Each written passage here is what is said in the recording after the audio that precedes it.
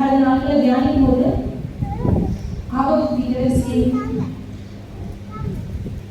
3ஆம் அதிகாரம்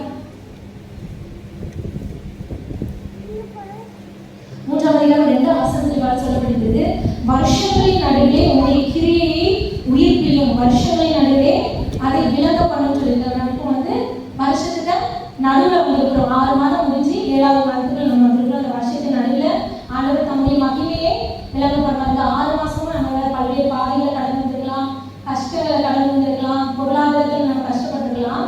ஆனா இந்த வருஷத்தின் நடுவில் ஆண்டவர் என்ன பண்ண போகிறார்? நமக்கு ஆண்டவருடைய மகிமையை நம்ம வாழ்க்கையில காண செய்ய போகிறார். அதே ஆகம தீர்க்கதரிசி 17வது வசனத்துல, அத்திமரம் துளிர் விடாமல் போனாலும், திராட்சை செடி பலன் கொடாமல் போனாலும், ஒழுங்கு மரத்தில் பலனற்று போனாலும், வயல்களில் தானியத்தை விளைவிக்காமல் போனாலும், ஆட்டு மந்தையில் முதலற்று போனாலும், தொழுவத்திலே மாறி எதுவுமே இல்லாம போனாலும் நான் என்ன பண்ணுவேன்?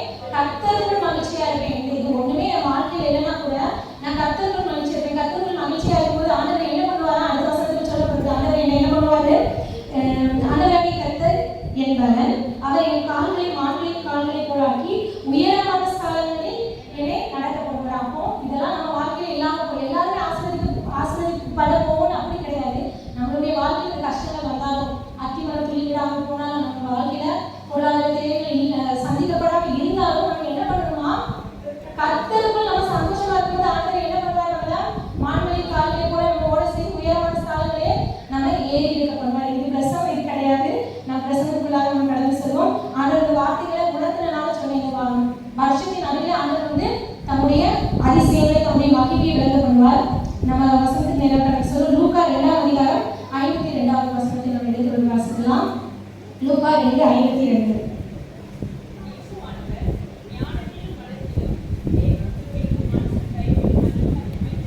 எல்லாரும் சேர்ந்து வாசிக்கலாமா? எல்லாரும் எடுத்துக்கிறீங்களா? எல்லாரும் சேர்ந்து வாசிக்கலாமா? இயேசுவானவர் ஞானத்திலும் வளத்திலும் தேவ கிருபையிலும் மனுஷ தயவிலும் அதிகமாய் விருத்தி அடைந்தார். இதெல்லாம் ஞானத்திலும் வளத்திலும் தேவ கிருபையிலும் மனுஷ தயவிலும் அதிகமா விருத்தி அடைந்தார். நம்ம இதுலதான் நம்ம அந்த 4 பாயிண்ட் வந்து நம்ம பார்க்க போறோம். ஞானத்துல, வளத்தில, தேவ கிருபையில, மனுஷ தயவில அவர் விருத்தி அடைந்தார். அவர் நமக்கு முன்வாங்கியே வைத்து போயிடாரு. உலகத்துல வாழ்ந்து நமக்கு என்னெல்லாம் கற்பிக்கணுமோ அவர் வாழ்க்கை தனியில் நமக்கு போயிருக்கார், முன்மாதிரியே வைத்து போயிருக்கிறார். அதனால நமக்கு என்னெல்லாம் ஆண்டவர் கற்பித்ததை நம்ம அதுபடி செய்யணும். சரியா? முதல்ல நம்ம என்னன்னா, நமக்கு என்ன வேணும்? ஞானம் வேணும். ஞானம். ஒருவன் ஞானத்தில் குறைவுள்ளவனா இருந்தால் யாவருக்கும் சம்பூரணமாய் கொடுக்கிற தேவனிடத்தில் கேட்க கடவுள் சொல்லப்படுது. அடுத்த நீதிபதியில சொல்லும்போது கர்த்தருக்கு பயப்படுதலே ஞானத்தில். அப்போ கர்த்தருக்கு பயப்படுதல் ஞானத்தில் போதிக்கும் அப்படின்னு சொல்லிருக்காங்க. நமக்கு ஞானம் வேணும். என்ன பண்ணணும்? ஃபர்ஸ்ட் கர்த்தருக்கு பயப்படணும். கர்த்தருக்கு நம்ம கீழ்ப்படியும் போது ஆண்டவர் நமக்கு ஞானத்தை தருவார். அந்த ஞானத்தை நம்ம கேட்டு பெற்றுக்கொள்ளணும். யாக்கோபு 3:17 ஆண்டவர் தருகிற ஞானத்தை பற்றி சொல்லப்பட்டிருக்கு. யாக்கோபு 3:17வது வசனத்தை நம்ம வாசிப்போம். யாராவது எழுதுறது? பரத்திலிருந்து வருகிற ஞானமோ முதலாவது சுத்தம் உள்ளதாயும், பின்பு சமாதானமும் சாந்தமும் இணக்கம் உள்ளதாயும், இரக்கத்தாலும் நற்கனிகளாலும் நிறைந்ததாயும், பட்சபாதம் இல்லாததாயும், மாயமற்றதாய் இருக்கிறதுன்னு சொல்றாங்க. நம்மளுடைய ஞானம் எப்படி இருக்கும்? நம்மளால் தேடிக்கிட்ட ஞானம், உலகத்துல ஞானத்தை தேடுறதுக்கு நிறைய வழி இருக்கு. நிறைய புக்ஸை வச்சு ஞானத்தை நம்ம தெரிஞ்சுக்கலாம். எல்லாத்தோட மெயின் செல்போன் நம்ம கைக்கு வந்துட்டு இந்த செகண்ட்ல உலகத்துல என்ன நடக்குது, இந்த உலகத்துல எந்த மூலையில என்ன நடக்குதுன்னு நம்ம தெரிஞ்சுக்கலாம். அந்த அளவுக்கு ஞானம் நம்ம கைக்குள்ள வந்துருச்சு. அது என்ன ஞானம்? உலகத்துல உள்ள ஞானம். ஆனா அந்த ஞானத்தை சொல்றேன். என்ன பரத்தில் இருந்து கிடைக்கிற ஞானம் எப்படி இருக்குமா? பரத்தில் இருந்து வருகிற ஞானம் ஃபர்ஸ்ட் என்ன இருக்கும்? சுத்தம் உள்ளதா இருக்கும். அதுல அசுத்தம் எதுவும் இருக்காது. பரத்தில் கிடைக்கிற இது சுத்தம் உள்ளதா இருக்கும். இந்த உலகத்துக்குரியதா இருக்காது. அது பரத்தில் உள்ளது சுத்தம் உள்ளதாகும். பின்பு அந்த இது என்ன இருக்கும்? சமாதானம். அந்த ஞானத்தை பெற்றவர்கள் கண்டிப்பா என்னவாங்க? சமாதானம். அவங்க குடும்பத்துல ஒரு சமாதானம் இருக்கும். அப்பவே தெரிஞ்சுக்கலாம் இவங்க ஞானம் எங்கிருந்து உலக ஞானம் கிடையாது. இந்த ஞானம் அவங்களுக்கு பரத்திலிருந்து வந்த ஞானம் இவங்க இருக்கிறதுனால இந்த குடும்பத்துல என்ன இருக்கு? சமாதானம் இருக்கு. நம்ம தெரிஞ்சுக்கலாம். அடுத்து என்ன? சாந்தம். அவங்கள பார்த்தா தனிப்பட்ட நபர்களை பார்த்தாலே நம்ம கண்டுபிடிச்சலாம். எப்படி இருப்பாங்க?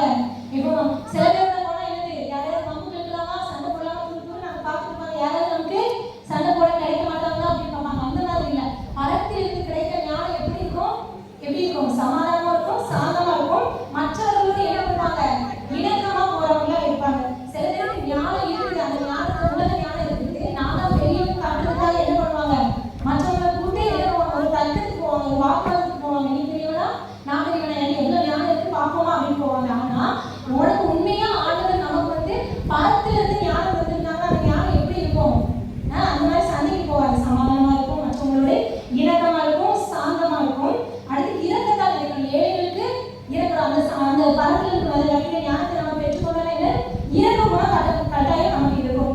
அது வந்து நற்கனிகள் நிறைந்ததா இருக்கும். ஆவியின் கனிகள் நற்கனிகள் நிறைந்தது. அந்த ஞானம் நமக்கு கிடைச்சா நற்கனிகள் நிறைந்ததா இருக்கும். அடுத்து வந்து பட்சபாதம் இருக்காது. நான் பெரியவன், நீ சிறியவன், நீ பணக்காரன், ஏழை, கருப்பு, வெள்ளை, நீ உயர்ந்தவை, நான் தாழ்ந்தது, அந்த பட்சபாதம் இருக்காது. அதுல இருந்து நம்ம கண்டுபிடிச்சுக்கலாம் என்ன இருக்கு, என்ன ஞானம் இருக்கு, உலகக்கான ஞானம் இருக்குயா இல்ல. அவங்க வந்து பரத்திலிருந்து வருகிற ஞானத்தை பெற்றுக்கொண்டார்கள். நம்ம வந்து இது அம்மா அவங்க பரத்திலிருந்து வருகிற ஞானத்தை நம்ம பெற்றுக்கொள்ளும் போது நமக்கு என்ன இருக்கும், பட்சபாதம் இருக்காது. சரியா? அப்ப இது வரைக்கும் நம்ம எல்லாரும் நம்ம வந்து பட்சபாதம் நம்ம பார்த்துட்டு இருந்தா இன்னும் நமக்கு வந்து ஆண்டவர் ஞானத்தை தரல. சரி, அப்ப ஆண்டவருக்கு கேட்டு பெற்றுக்கொள்ளலாம். ஆண்டவரே மற்றவங்களை நான் இனிமே எண்ணக்கூடாது, எனக்கு சரி சமமா என்ன பட்சபாதம் பார்க்க கூடாது.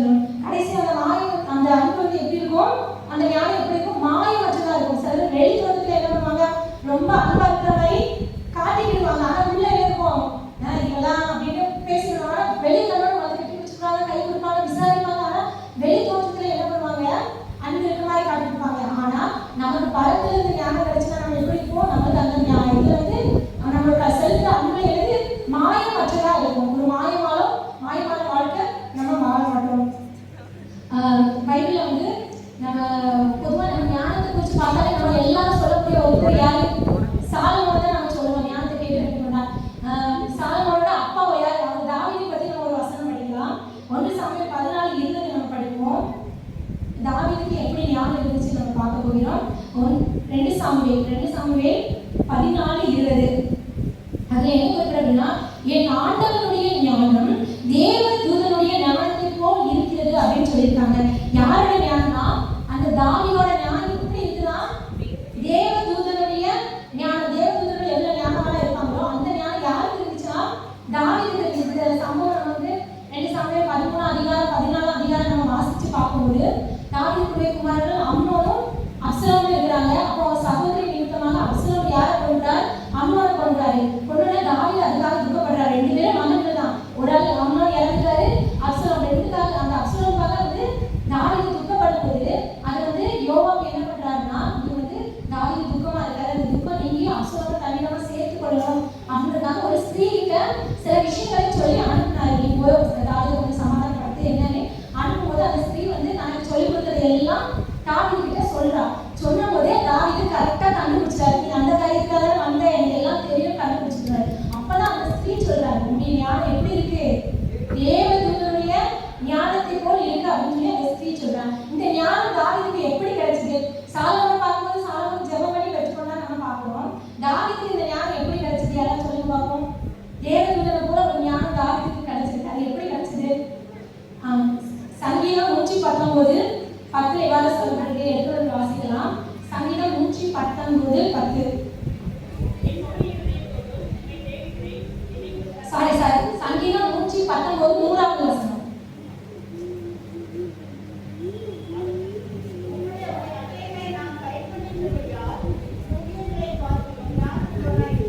அவருக்கு எப்படி ஞானம் கிடைச்சா, அதான் உன்னுடைய கட்டளைகளை நான் கைக்கொள், கர்த்தருடைய கட்டளைகளை அவர் கைக்கொள்கிறபடினால் அவருக்கு எப்படி ஞானம் கிடைக்குது, முதியோரை காட்டிலும் அதிக ஞானமானாங்க. முதியோர் பொதுவா அவங்க வந்து அனுபவத்தின் வழியா கடந்து சென்றிருப்பாங்க.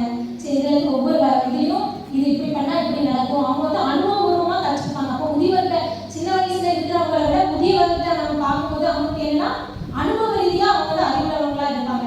நம்ம தாவீது என்ன சொல்றாருன்னா, உங்களுடைய கட்டளைகள் எல்லாம் நான் கைக்கொள்கிறபடினால் முதியோர்களை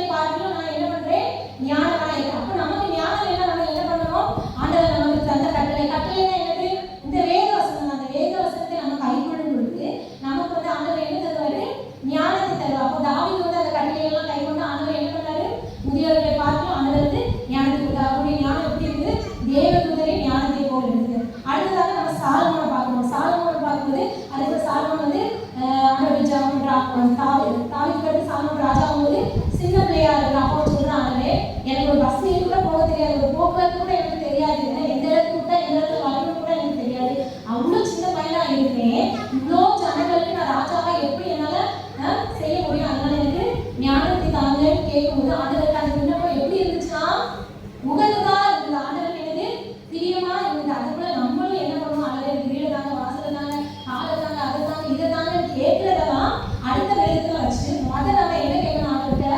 ஞானத்தை கேட்டு பெற்றுக்கொள்ளும் போது ஆண்டவர் என்ன கேளாத ஐஸ்வர்யத்தை காலத்துல ஆட்டோமேட்டிக்கா தந்துருவார். முதலாவது தேவனுடைய ராஜ்யத்தை தேடும்போது ஆட்டோமேட்டிக்கா எல்லாமே உங்களுக்கு கூட தரும். அப்ப நம்ம ஃபர்ஸ்ட் ஆண்டவர்கிட்ட இன்னைக்கு நம்ம வேற காரியங்களுக்காக ஜெபிச்சுக்கலாம். இன்னைக்கு நீங்க ஜெபிச்சு பாருங்க ஆண்டவர்கிட்ட, ஆண்டவரே எனக்கு ஞானத்தை தாங்க, என் குடும்பத்தை நடத்துறதுக்கு எனக்கு ஞானத்தை தாங்க அப்படின்னு ஆண்டவர்கிட்ட ஒவ்வொரு காரியத்துக்கும் நம்ம ஞானத்தை கேட்கும்போது ஆண்டவருக்கு அந்த ஜபம் எப்படி இருக்குமா? முகத்துதா இருக்கும். மற்ற ஜபங்கள் எல்லாவற்றையும் விட ஞானத்தை கேட்கும்போது ஆண்டவருக்கு எப்படி இருக்குமா? பிரியமா இருக்கும். சரியா? அந்த ஞானத்தை கேட்டு பெற்றுக்கொண்டனால என்னன்னா 1 சொல்லப்பட்டிருக்கு. அந்த ஞானம் அவனுக்கு கொடுத்தனால கர்த்தருடைய கீர்த்தி, கர்த்தருடைய நாமத்தை கொடுத்த கீர்த்தி வந்து உண்டாயிடுச்சு அப்படின்னு. அந்த ஞானத்தை அவன் கேட்டு பெற்றுக்கொண்டனால என்ன செய்துச்சா? அந்த ஞானத்தினால கர்த்தருடைய மகிமை விளங்க பண்ணிச்சு. சரியா? அதுக்கப்புறம் நம்ம பார்க்கும்போது நீதிமொழிகள் 31 அதிகாரம் எல்லாருமே தெரியும். மேக்ஸிமம் எதுக்காக நம்ம இதை பயன்படுத்துவோம்? குணசாலியான ஒரு பெண்ணை பத்தி நினைப்போம். குணசாலியான ஸ்திரியை பத்தி படிக்கிறதுனால எதை எடுத்துக்கணும்? இன்னொரு இது உங்களுக்கு புதிய ஞாபகம் வருது, அதெல்லாம் சொல்றேன். நீதிமொழிகள்ல வந்து 1-31 அதிகாரம் வரைக்கும் இருக்குது. இப்பதான் ஞாபகம் வருது, அதெல்லாம் சொல்றேன். இப்போ நம்ம ஒவ்வொருத்தரும் ஒவ்வொரு பர்த்டே இருக்கும். அதனால 1ஆம் தேதி பிறந்தோம், 2ஆம் தேதி, 31ஆம் தேதி வரைக்கும் பிறந்திருக்கும். அப்போ நீங்க பிறந்த டேட்டை வச்சு அந்த நீதிமொழிகள் அந்த அதிகாரத்தை 10ஆம் தேதி பிறந்தீங்கன்னா நீதிமொழிகள் 10 எடுத்து பாருங்க. உங்களுடைய வசனம், உங்களுடைய வாழ்க்கை வந்து அதில் வெளிப்படும். சரியா? இது வந்து ஒரு ஊழியக்காரங்க சொன்னது. சரி, நான் அதுக்குள்ள எடுத்து பார்த்தேன். எனக்கு அதோட வசனங்கள் எனக்கு இதா இருக்குது. அதுக்குள்ள நீங்களும் இப்போய் உங்களுக்கு நீங்க பிறந்த டேட் என்னவோ பிறந்ததை வச்சு அந்த அதிகாரத்தை நீங்க வாசித்து பாருங்க. அந்த வசனங்கள் உங்களுக்கு 31 பிறந்தீங்கன்னா இது குணசாலியான ஸ்திரீ. யாராவது 31 பிறந்திருக்கீங்களா? அப்போ 31 யாரும் பிறக்கலையா? 31 பிறந்தீங்கன்னா நீதிமொழிகள் 31 நீங்க வந்து குணசாலியான ஸ்திரீ. ஆண்கள் 31 பிறந்திருந்தாங்க குணசாலியான ஸ்திரீயை கட்டின கணவன்மார்கள். ஓகேவா? சரியா? அப்போ குணசாலியான ஸ்திரீ அதில் வந்து நீதிமன்றம் 31:26 சொல்லப்பட்டிருக்கு. அவன் வந்து நிறைய விஷயங்கள் சொல்லப்பட்டிருக்கு. அவன் என்ன பண்ணா? சும்மாவே இருக்க மாட்டா, சுறுசுறுப்பா இருப்பா. எப்பவும் என்ன பண்ணுவான்? கையை வச்சு ஏதாவது பண்ணிட்டு இருப்பா. அவன் வந்து என்னது ராட்டு இருப்பா, இந்த மாதிரி ஏதாவது ஒன்று பண்ணிட்டே இருப்பா. அதனால உங்க குடும்பத்துக்கு கவலை, குளிர்காலமோ வெயில் காலமோ எது வந்தாலும் குடும்பத்துக்கு கவலை. என்ன பண்ணுவான்? சுறுசுறுப்பா இருப்பான், வியாபாரம் பண்ணுவான், அப்படி கப்பலை வாங்குவா, திராட்சை செடி நாங்குவா அப்படின்னு குணசாலியான ஸ்திரீகள் குணம் சொல்லப்பட்டிருக்கு. கடைசியாக 31:26 சொல்லப்பட்டிருக்கு. தன் வாயை ஞானம் விளங்க திறக்கிறான்னு சொல்லப்பட்டிருக்கு. அப்போ சில பேர் பேசினாலே எதுக்காக பேசுவோம்? ஏதாவது கட்டுக்கதை பேசுறதுவா நம்ம பேசுவோம், இல்லாட்டி மொபைல் ஃபோன்ல ஏதாவது நடந்திருக்கும், ஏதாவது விஷயம் நடந்திருக்கும், அதை பேசுறதுக்காக அந்த மாதிரி இருக்கும். ஆனா குணசாலியான ஸ்திரீ நான் வாயை திறந்தாலும் என்ன பண்ணுவானா? ஞானம் விளங்க தன் வாயை திறப்பா. சரியா? வாயை திறக்கிறதுனால என்ன சொல்லுவானா? அவங்களோட பிள்ளைகள்லாம் அம்மாவை எழுப்பி என்ன சொல்லுவாங்க? அம்மா நீ பாக்கியவதி என்பாரு. கணவர் எழுப்பி சொல்லுவாரு. என்ன சொல்லுவாரு? அநேக ஸ்திரீகளை நான் பார்த்தது உண்டு, ஆனா எல்லா ஸ்திரீகளை காட்டிலும் நீ மேலானவள் அப்படின்னு சொல்லுவாங்க. அப்போ கணவர்கிட்ட பிள்ளைகிட்ட நமக்கு அந்த பேர் வரணும்னா நம்ம என்ன பண்ணணும்? ஞானமா பேசணும். ஆண்டவர்கிட்ட ஞானத்தை கேட்டு ஆண்டவர்கிட்ட இவங்க அவங்களே ஆச்சரியமான இன்னும் ஞானமா பேசுறாங்கன்னா நீங்க அம்மா இன்னும் ஞானமானு சொல்லி பிள்ளைகள் கணவர் வந்து ஆச்சரியப்படுற அளவுக்கு இருக்கணும். அப்ப நம்ம ஆண்டவர்கிட்ட எதை கேட்டு பெற்றுக்கொள்ளணும்? ஞானத்தை கேட்டு நம்ம பெற்றுக்கொள்ளணும். பிரசங்கில சொல்லப்பட்டிருக்கு ஞானம் ஜீவனை தரும் சொல்லப்பட்டிருக்கு. பிரசங்கி 7:12, பிரசங்கி 7:19 என்ன சொல்லப்பட்டிருக்குன்னா ஞானம் ஞானியை அதிக பலவானாக்கும். அப்போ ஞானத்துக்குள்ள என்ன கிடைக்கும்? சாலமோன் ஞானத்தை வச்சு கர்த்தருடைய மகிமை அதனால வெளிப்பட்டுச்சு. ஸ்திரீ வந்து குணசாலி ஆகிட்டாங்க. தன் வாயை ஞானம் தான் திறக்கிறதுனால அவன் வந்து குணசாலியான ஸ்திரீயாக இருக்கிறான். அடுத்து ஞானம் வந்து ஜீவனை தரும், ஞானம் வந்து பலவான் ஆகும். சரியா? மார்க் 6:2 சொல்லப்பட்டிருக்கு. ஆண்டவர் வந்து ஓய்வு நாள்ல வந்து உபதேசம் பண்றாரு. உபதேசம் பண்றத பார்த்து எல்லாரும் என்ன சொல்றாங்கன்னா இந்த ஞானங்களுக்கு எப்படி எங்கிருந்து வந்துச்சு? ஏன்னா இவங்க அப்பா ஒரு தச்சன், அம்மா மரியாள், இவங்க சகோதரர் எல்லாரும் நம்ம இடத்துல தான் இருக்கிறாங்க. ஆனா இவருக்கு மட்டும் எப்படி ஞானம் வந்துச்சுன்னு வந்து ஆண்டவரை குறிச்சு சொல்றாங்க. அப்போ இப்படிலாம் சொல்லும்போது பரிசேயர் சதுசேயர் என்ன பண்றாங்கன்னா ஆண்டவர் எப்படியாவது ஞானத்தை சோதிக்கணும்னு சொல்லிட்டு அவங்க வந்து வராங்க. அப்போ பரிசேயர் வந்து என்ன சொல்றாங்கன்னா வந்து இந்த ஒரு காயத்தை நமக்கு தெரிஞ்ச சம்பவம். ஒரு காயை காட்டி இது யாருக்கு வரி செலுத்தமா வேண்டாமா கேட்கும்போது ஆண்டவர் சொல்றாரு இது வந்து இதுல என்ன படம் போட்டு ராயனுடைய படம். அப்போ ராயனுக்கும் தேவனுக்கு கொடுத்து ஞானமா ஆண்டவர் பதில் சொல்றாரு. வைக்கப்பட்டு போய் நம்ம பரவாயில்ல இவ்வளோ பதில் சொல்றாரு. அடுத்து திரும்ப சதுசேயர் வராங்க. சதுசேயர் வந்து என்ன பண்ணுவாங்கன்னா உயிர்த்தெழுதலை நம்ப மாட்டாங்க. உயிர்த்தெழுதல் ஒண்ணு இல்லை அப்படின்னு சொல்லிட்டு சதுசேயர் திரும்ப வராங்க. அவங்க ஒரு சம்பவத்தை சொல்லி கேட்கறாங்க. இவங்களா ஒரு கதையை ஏற்பாடு பண்ணி அவங்க சொல்றாங்க. ஆண்டவர் வந்து சொல்றாங்க ஒரு ஸ்திரீக்கு ஒரு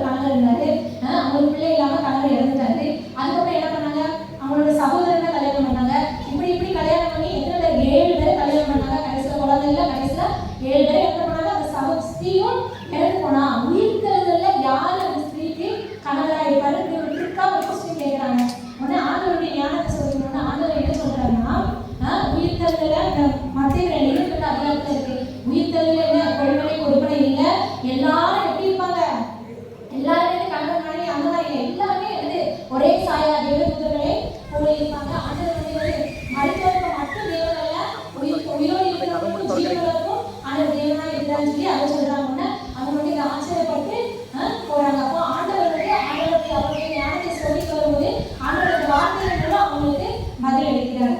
ரெண்டாவது காரியம், ஃபர்ஸ்ட் வந்து நம்ம என்ன பார்த்தோம்னா ஞானத்தை பார்த்தோம். ரெண்டாவது நம்ம என்ன இயேசுவான ஞானத்திலும் ரெண்டாவது விஷயம் என்னது வளர்ச்சி. அடுத்து வந்து வளர்ச்சி. வளர்ச்சி நம்ம போன வாரம் நம்ம ஜெபிச்சோம், ஞாபகம் ஒரு வசனத்தை சொல்லி நம்ம ஜெபிச்சோம். என்ன வசனம்?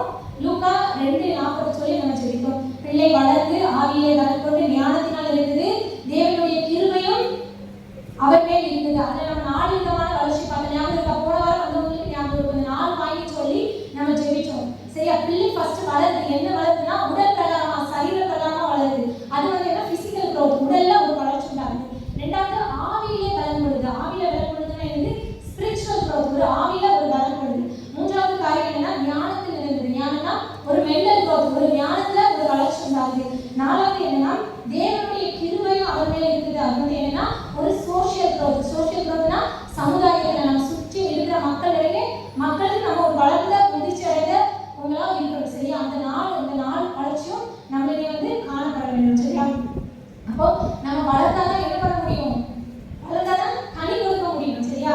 அப்போ நம்ம சரியா வந்து நாட்டணும். நம்ம அதுக்கு தேடுறது என்னது? அதுல வந்து ஒரு கனியை தேடும். அப்போ ஒரு வளர்ச்சி உண்டாகணும். அந்த வளர்ச்சிக்கு தேவை நம்ம தண்ணி ஊற்றி வளரும். அந்த வளர்ச்சிக்கு தேவை என்னன்னா, அந்த ஊட்டச்சத்து என்னன்னா வேத வாசிப்பும் ஜபமும். இந்த ரெண்டு தான் அதோட என்னது?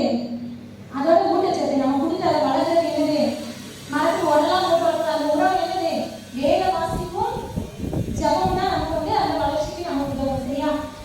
அதுல 1 சாமுவேல் 2:26 நம்ம வாசிக்கும் போது 1 சாமுவேல் 2:26 சொல்லப்பட்டிருக்கு. நமக்கு இந்த சம்பவம் தெரியும்.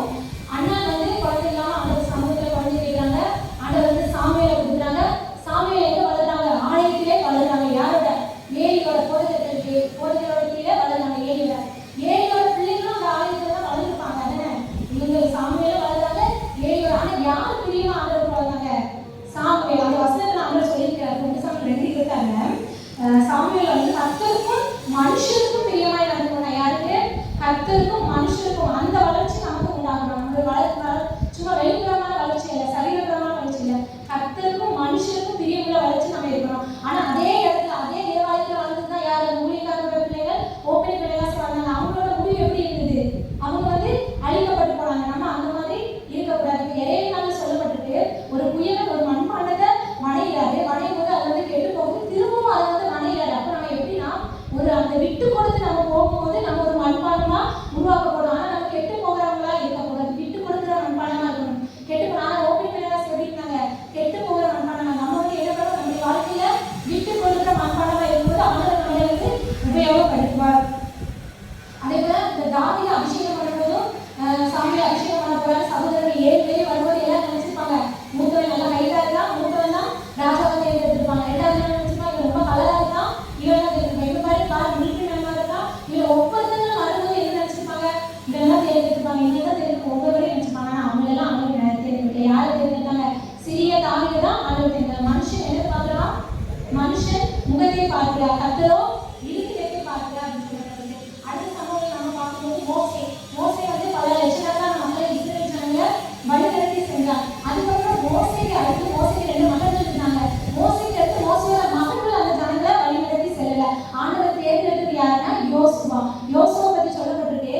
அவன் என்ன பண்ணனா ஆசரிப்பு கூடாரத்தை விட்டு விலகாதிருந்தான். ஆண்டவர் சமூகத்திலே இருந்தான். அவனோட வளர்ச்சி எப்படி இருந்து? அவருடைய பாதத்திலே இருக்கிறனால ஆண்டவர் என்ன பண்ணாரு? மோசேக்கு அவங்க பிள்ளைகளை தேர்ந்தெடுக்கல. அவனுடைய ஊழியக்காரனால யோசுவா 1:1 சொல்லப்பட்டிருக்கு. மோசேயின் ஊழியக்காரனாகிய யோசுவான்னு சொல்லப்பட்டிருக்கு. அதே யோசுவா கடைசி அதிகாரம் முடியும் போது யோசுவா 24 அதிகாரத்துல கர்த்தருடைய ஊழியக்காரனாகிய யோசுவான்னு சொல்லப்பட்டிருக்கு. நம்ம இந்த மாதிரி பேர் படணுமா? நம்ம இந்த மாதிரி பேர் வேணுமா? ஃபர்ஸ்ட் தொடங்கும் போது மோசேயின் ஊழியக்காரனாகிய யோசுவான்னு சொல்லிட்டு முடியும் போது எப்படி இருக்கு? அவனுடைய செயல்களை எல்லாரும் பார்த்து ஆண்டவர் என்ன சொல்றாரு? இவன் யாரு? கர்த்தருடைய ஊழியக்காரனாகிய யோசுவா என்று சொல்லப்பட்டிருக்கேன். நான் ஒரு சின்ன சாட்சி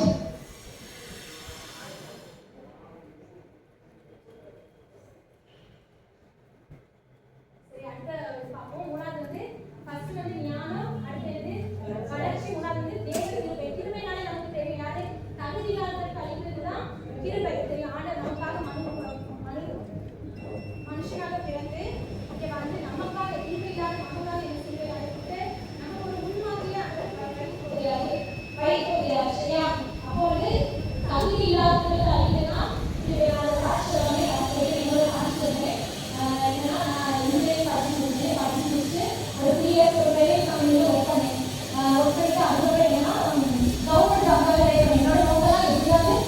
வேலை பார்க்கணும், கை நிறைய சம்பாதிக்கணும், அப்படி என் குடும்பத்தை ஒரு நல்ல நிலைக்கு கொண்டு வரணும் அப்படின்னு சொல்லிட்டு நல்லா ட்ரை பண்ணி முடிச்சு பார்த்து மோதி பார்த்தேன், ஒரே எல்லாம் பண்ணி பார்த்தேன். ஆனால் வந்து கிடைக்கல. கடைசியா ஆண்டவர் என்ன சொன்னாருன்னா, மலையே நான் வந்து உலக பிரகாரம் வேலைக்கு வாங்க அழைக்கல, அப்படி கிடைச்சதுன்னா உனக்கு எப்பவும் கிடைச்சதான் கிடைச்சிட்டு அப்புறம் உனக்கு எப்பவும் தந்துட்டேன், நான் அதுக்காக உன்னை நான் அழைக்கல, உன்னை எனக்கு உன்னதமான வேலைக்கு நான் வந்து அனுப்பியிருக்கேன், நான் அழைச்சிருக்கேன் அப்படின்னு சொன்னாரு. ஏன்னா எங்க அப்பா பாஸ்டர் தான், எனக்கு முன்னாடி ஒரு அண்ணன் இருக்காங்க, ஒரு அக்கா இருக்காங்க. ஆனா ஆண்டவர் அவங்களெல்லாம் தாழ்ந்து எப்படி மூத்தவங்க சகோதரர்கள்லாம் தேர்ந்தெடுக்கிறாங்க, அவங்க ஆண்டவர் தேர்ந்தெடுக்கிறாங்க, என்னதான் ஆண்டவர் வந்து தேர்ந்தெடுக்கிறாரு. அதுக்கு ஊழியத்துக்கு வந்தோம். ஊழியத்துக்கு வந்ததும் கொஞ்ச நாள் போனோம், அதுக்கு ஸ்ட்ரகிள் பண்ணிச்சு, திரும்ப ஃபினான்ஸ் லெவலில் ரொம்ப கஷ்டப்பட்டு திரும்ப என்ன பண்ணேன், சரி நம்ம ஏதாவது ஒரு வேலைக்கு போனா கொஞ்சம் நல்லா இருக்குமே, திரும்ப ஏதாவது வேலைக்கு தெரியுமா தேடும் போது திரும்ப ஆண்டவர் எச்சரிச்சாரு, மகளே நான் வந்து சொல்லியாச்சு, நீ வந்து ஊழியத்துக்கும் அழைச்சாச்சு, நீ எதுக்கு திரும்ப வேலை தேட நீ அனுப்பிச்சிருக்கேன். திரும்ப ஆண்டவர் சொல்லி என்ன ஆண்டவரே வந்து ஊழியம் பண்ணா வேலை செய்யக்கூடாது, கை நிறைய சம்பளத்தோட வேலை ஊழியம் பார்த்தா இன்னும் கொஞ்சம் நல்லா இருக்குல்ல, ஊழியம் நமக்கு இன்னும் மகிமைப்படணும்னு கேட்கும்போது ஆண்டவர் திரும்ப சொன்னாரு என்ன, நீ வந்து உலக பிரகாரமான வேலை செய்து சம்பாதித்து ஒரு ஆசீர்வாதம் கிடைக்கல, அதை விட பல மடங்கு ஆசீர்வாதம் உனக்கு நான் வைத்து வைக்கிறேன். ஆனால் நீ என்ன பண்ற, உலகத்துக்குள்ளேயே போகணும், உலகமே உனக்கு வேணும் வேணும் நீ நினைக்கிறாங்க. ஆண்டவர் என்ன வச்சுக்காரு, உன்னதமான நோக்கம் உனக்கு வச்சிருக்கேன்னு சொன்னாங்க. அதுக்கப்புறம் அதையெல்லாம் விட்டுட்டு ஆண்டவருக்காக அர்ப்பணிக்கிறேன். இது போல நம்ம பார்க்குறவங்க என்ன நினைப்பாங்க, சரீர வளர்ச்சி இவங்கெல்லாம் ஆண்டவர் உயர்த்து தேர்ந்தெடுத்துட்டாங்களா அப்படின்னு நினைப்பாங்க. சரி மூத்தவங்களை இருக்கு இவங்க ஆண்டவர் தேர்ந்தெடுப்பாரு. நான் உயர்த்து பற்றி எந்த இதுவுமே படிக்கிற இதெல்லாம் முடியுங்கிறதே நான் இது பண்ணல, நம்ம படிக்கிறது அப்புறம் இதுதான் நம்மளோட எண்ணமாக இருக்கு. ஆனால் ஆண்டவர் ஏற்ற வேலை வரும்போது அதுக்காக நம்ம ஆயத்தப்பட்டுருந்தா அந்த குறித்த காலத்துக்கான தரிசனம் வழிபடுறது ஏற்ற வேலை வரும்போது நீங்களும் அப்படிதான், நம்ம வயசாயிடுச்சு இனி நம்ம என்ன போறோம், இனி நம்ம வாழ்க்கையில சாதிக்க போறோம்னு நினைக்கலாம். ஆனா ஆண்டவர் உங்களை குறித்து ஒரு நோக்கம் வச்சிருக்கிறார், அது வந்து எப்ப நிறைவேறும், உங்களுக்கு குறித்த காலத்துல நிறைவேறும். அதுக்கு முன்னாடி நமக்கு அவசரப்படக்கூடாது. இப்போ ஒரு குழந்தை பிறகுனா அது 9 மாதமும் அந்த குழந்தைங்களுக்கு 10 மாசம் பிறகுனா அது பரிபூர்ணமா பிறக்கும். அதுக்கு முன்னாடி எனக்கு குழந்தை 6 மாசத்துலயே அந்த குழந்தை இருந்தா அது என்னது கோரப்பிரசவம். அதுக்கப்புறம் நம்ம பாடுற பாட்டு நமக்கு தான் தெரியும். அப்போ ஆண்டவர் வைத்திருக்கிற ஆசீர்வாதத்துக்கு முன்னாடியே நம்ம என்ன பண்ணுவோம், எனக்கு வேணும் வேணும் வேணும் கேட்கும்போது என்ன பண்ணுவோம், ஆண்டவர் சரி நம்ம கேட்கறான்னு தந்துருவாரு. ஆனா அதுக்கப்புறம் பாடி யார் பண்ணணும், நம்ம தான். அதனால வந்து ஆண்டவருடைய சித்தத்துக்கு அந்த ஒரு நமக்காக ஒரு குறித்த காலம் வைத்திருக்கா, அது நிறைவேற நம்ம வந்து காத்திருக்கிறோம். 3வது காரியம் தேவ கிருபைன்னு சொல்லப்படுவோம். கிருபை வந்து தகுதியில்லாத ஒருவனுக்கு அழைக்கிறது தான் கிருபைன்னு சொல்லப்படுது. நீ நிறைய பாயிண்ட் எடுத்துக்கிட்டே டைம் ஆயிடுச்சு, நான் ஒரு 5 மினிட்ஸ் மட்டும் சொல்லிட்டு முடிக்கிறேன்.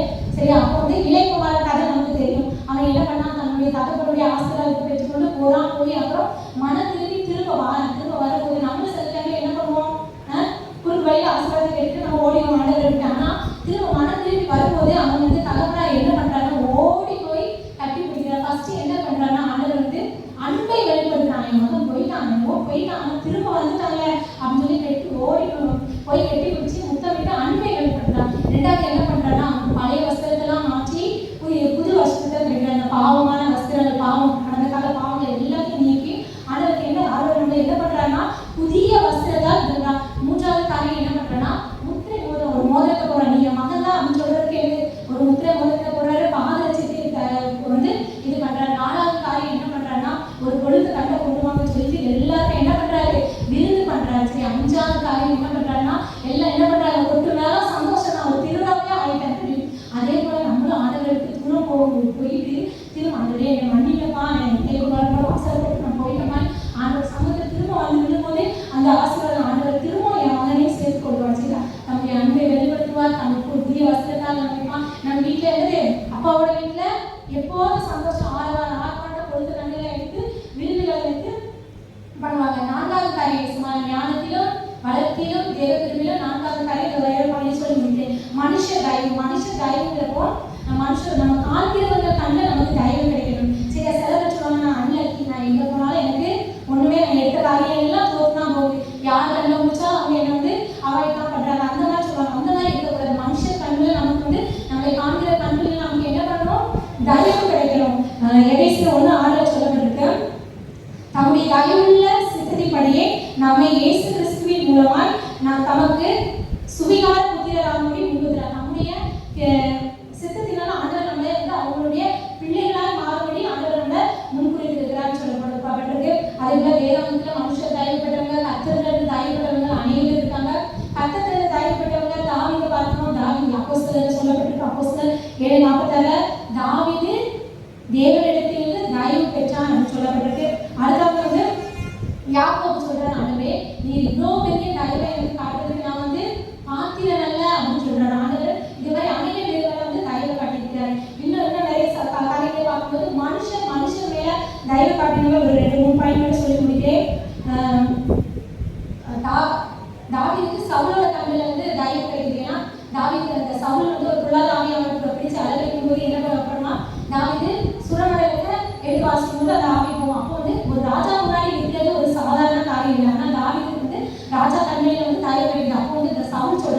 அப்பாட்ட, தாவீதோட அப்பா சொல்றான், உங்க மகன் தாவீதுக்கு என்னுடைய கண்களில் என்ன கிடைச்சு? தயவு கிடைச்சு. எஸ்தருக்கு தன்னை காண்கிற எல்லாருடைய கண்களிலும் தயவு கிடைச்சு. அப்ப நான் இன்னைக்கு என்ன சொல்றோம்? ஆனது நான் எங்கெல்லாம் போறேன், என்னை காண்கிற எல்லா கண்களிலும் எனக்கு மனுஷ தயவை காட்டினீங்கப்பா அப்படின்னு நம்ம ஜெபிக்க போறோம். அடுத்தது வந்து மேவி பூசிக்கிறது நமக்கு தெரியும். ஒரு ராஜா வராங்கன்னா அதுக்கு முன்னாடி யார் ராஜா இருந்தாங்களோ அவங்க குடும்பத்தில் யாராவது மீறி இருந்தால் அவங்க எல்லாம் கொண்டுருவாங்க. அதெல்லாம் அந்த காலத்து பழக்கம். ஆனா சவுல் வந்து தாவீது ராஜாவை வந்த பிறகு என்ன பண்றாருன்னா, யோனத்தான் தாவீது நண்பர்கள், யோனத்தான் நிமித்தம் சொல்றாரு, நான் தயவு செய்யறதுக்கு யாராவது இங்க இருக்கிறாங்களா தேடிப்பாங்க அப்படின்னாங்க. அப்போ ஒருத்தர் இருக்கிறாங்க. அவங்க எப்படி எந்த நிலைமையில இருந்தான்? முதல்வனா இருந்த மேவி போசேத்து ஒருத்தர் இருக்கிறான். அப்ப சரி அவனை அழைச்சிட்டு வாங்கன்னு சொல்லிட்டு ராஜாவை சொல்றாரு, நீ நித்தமும் என்னோட பந்தியில நான் எப்பெல்லாம் சாப்பிட்றேன், காலையில் மார்னிங் நைட்டு எப்பெல்லாம் நான் சாப்பிட்றேன், அப்ப நான் சாப்பிடும் போதெல்லாம் என் பந்தியில நீ இருக்கணும் அப்படின்னு சொன்னான். அவன் சொன்னான், ஐயோ நான் செத்த நாயை போல இருக்கேன், எனக்கு உடம்பா இருக்கேன், எனக்கும் ஆண்டவர் நீ வந்து இவ்வளவு பெரிய கிருபையை நீங்க பாராட்டிருக்கீங்க அப்படின்னு சொல்றாரு. அப்போ தாவீது யாருடைய நம்ம ராஜா முன்னாடி நிற்கிறது வந்து ஒரு ஈஸியான காரியம் இல்லை. ஆனா வந்து அப்படி தைரியம் கிடைக்கிறது. மூன்றாவது காரியம் என்னன்னா, தானியேலுக்கு பிரதான ஆசாரியர் அவனோட பிரதானியின் தலைவர்ல தைரியம் கிடைக்குது. அவன் என்ன பண்ணா, காய்கறி பருப்புகள் மட்டும் சாப்பிட்டான். அவன் என்ன பண்ணா, நான்வெஜ் எனக்கு வேண்டாம் அப்படின்னு சொன்னா பிரதானிய தலைவர்களை கண்டு கிடைக்குது. அதுக்கு கடைசியில் என்னன்னா, சிங்கக்குடியில போடும்போது என்னது, இவன் வந்து வெஜிடேரியன் மட்டும் சாப்பிட்டான். சிங்கக்குடியில போடும்போது என்னது, சிங்கங்கள்லாம் வெஜிடேரியனா மாறிடுச்சு. இவனை கண்டோடனே சிங்கங்கள் என்ன பண்ணுது, தானியலை சாப்பிடல. அப்போ என்னது, ஆண்டவர் வந்து பிரதானிய தலைவர் தயவு வேணும். கடைசியாக யோசிக்க நமக்கு தெரியும். அவங்க வந்து போத்திபார் வீட்டுக்கு போறாரு, போத்திபார் கண்ணில் தயவு கிடைக்குது. அப்புறம் சிறைச்சாலை போனா, சிறைச்சாலை அவன் வந்து எங்கெல்லாம் போறான்னா அவங்க காலி சுத்திலாம் இருந்தா அவன் போற இடத்துலலாம் அவனுக்கு வந்து தயவு கிடைக்குது. அதனால நம்ம என்ன பண்ணலாம், 4 காரியங்களை நம்ம திரும்ப சொல்லுவோம். இயேசுவானவர் ஞானத்திலும் வளர்ச்சியிலும் தேவ கிருபையிலும் மனுஷ காரியங்களும் வளர்ந்தது போல நாமும் டெய்லி என்ன பண்ணுவோம், அந்த 4 காரியங்கள் வேணும்ப்பா. குடும்பத்தை தடுக்கிறதுக்கு எங்களுக்கு ஞானத்தை தாங்க சொல்லி ஆண்டவரை நம்ம ஜெபித்து அது வந்து ஆண்டவருக்கு உகந்த ஜபமா இருக்கு. ஆண்டவரே நான் வந்து இந்த சரீரத்தை வளர்ச்சி 4 விதமான வளர்ச்சி பார்த்தோம், அந்த வளர்ச்சி வேணும்னு சொல்லி ஆண்டவரை நம்ம வந்து கேட்டுக்கொள்ளணும். அடுத்து தேவ கிருபை, தகுதி இல்லாத நமக்கு ஆண்டவர் வந்து கிருபையை காட்டினார். அந்த கிருபையை ஆண்டவர் பெற்றுக்கொள்ளணும். 4வது காரியம் வந்து மனுஷன் தான் மெயின் முக்கியம். நமக்கு ஆண்டவருடைய கண்களில் நமக்கு தைரியம் கிடைக்கிற மனுஷ தைரியம் நமக்கு வேணும்னு நம்ம ஜெபிக்க போகிறோம். அப்படி கண்கள் கூடி எழுந்துச்சு அப்படி நம்ம ஒப்பு கொடுத்து இந்த கேட்ட செய்தியை கேட்டு நம்ம Haleluya, tukiக்கிறோம் பாஸ்டர், துதிக்கிறோம்